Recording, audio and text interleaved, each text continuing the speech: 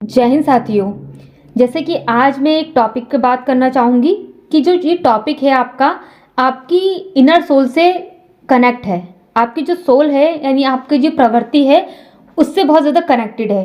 कि क्यों कनेक्टेड है? कि उसके द्वारा ही आप जीवन में हर मुकाम हासिल कर सकते हैं, हर परिस्थिति से आप गुजर सकते हैं।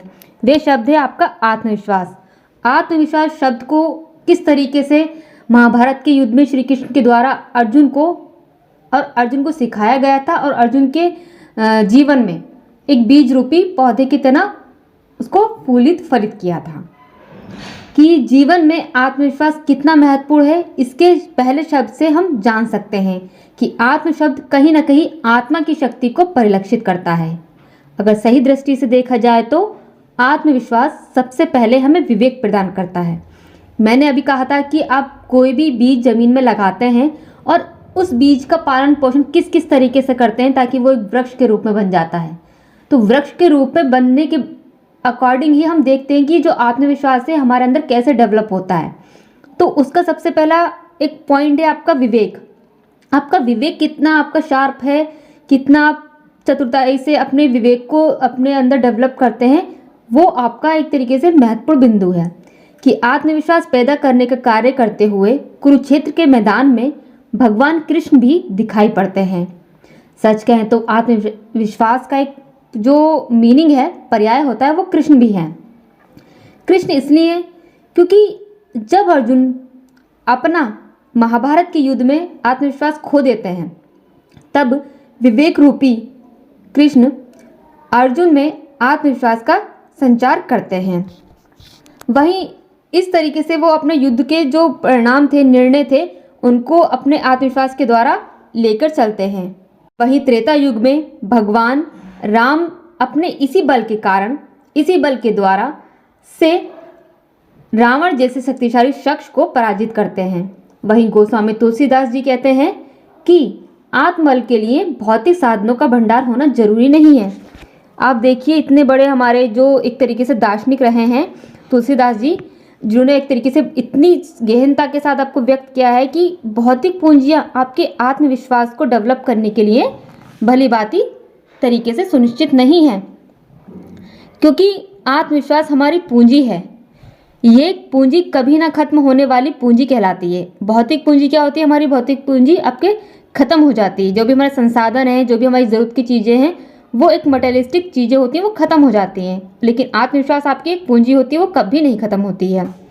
एक बार जैसे कि कह सकते हैं उदाहरण के तौर पर, एक बार बैंक की पूंजी तो समाप्त हो सकती है, दूसरी ओर परिवार की पूंजी और समाज की पूंजी खत्म हो सकती है, लेकिन जिसके पास आत्मविश्वास नामक पूंजी संचित है वह कभी भी पराजित नहीं हो सकता।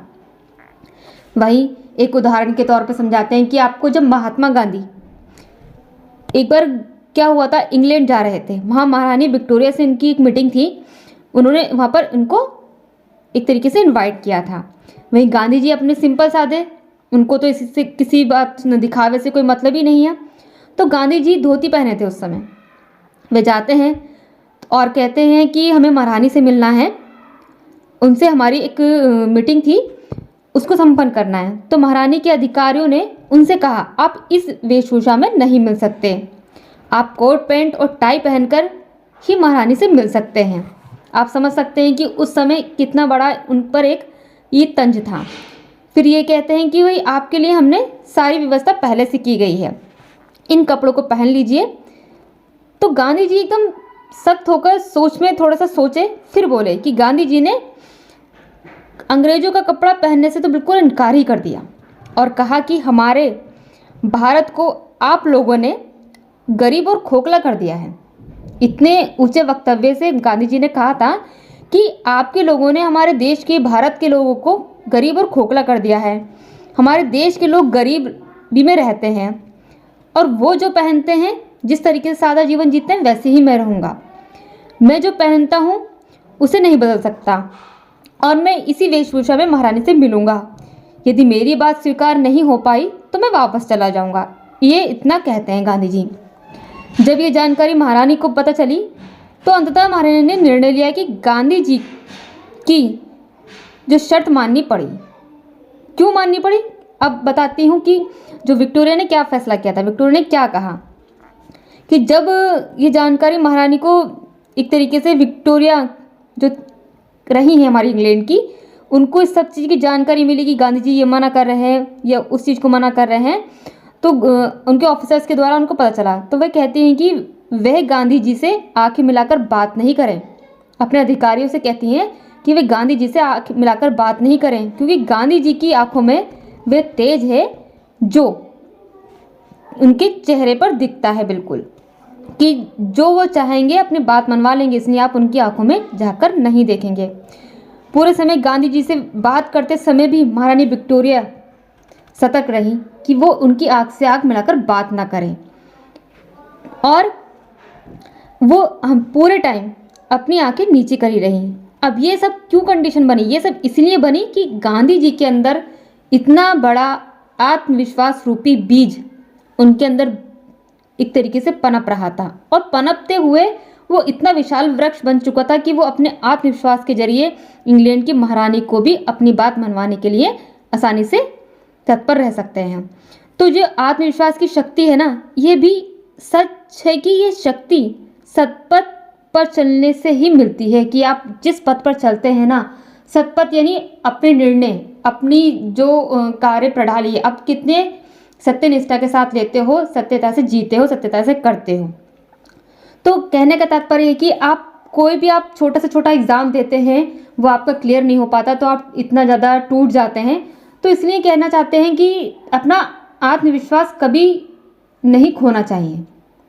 अगर ये एग्ज़ाम पास नहीं हुआ तो कोई दूसरा होगा, कोई दूसरा नहीं हुआ कोई तीसरा होगा। अगर कुछ नहीं हुआ तो आप एक अच्छे इंसान के रूप में समाज में बैठ पाएंगे कि आपने इतनी ज़्यादा पढ़ाई कर रखी है, आपकी मेंटलिटी उस लेवल की होगी ताकि आप 4 लोगों से खुल के बात कर सकें। इतनी नॉलेज आपके होने के बावजूद आप एक एग्ज़ाम क्वालिफाई नहीं कर पाते हैं, तो इससे ये सिद्ध नहीं होता कि आपका जीवन बिल्कुल बेकार हो गया। आप अच्छे से उसी पढ़ाई के द्वारा आप अपना कोई भी बिजनेस खड़ा कर सकते हैं, कुछ भी कर सकते हैं, लेकिन आपके पास इतना कॉन्फिडेंस होना चाहिए कि आप अपने जीवन में कुछ अच्छा कर सकेंगे और अपनी जो आजीविका है आप उसको चला सकेंगे। तो मेरे कहने का तात्पर्य ये है कि आप सब इसी तरीके से अपने अंदर बीज जो आप बोना चाहते हैं वो आत्मविश्वास का बोइए, ताकि आप अपना जीवन अच्छे से जी सकें। जय हिंद, जय भारत।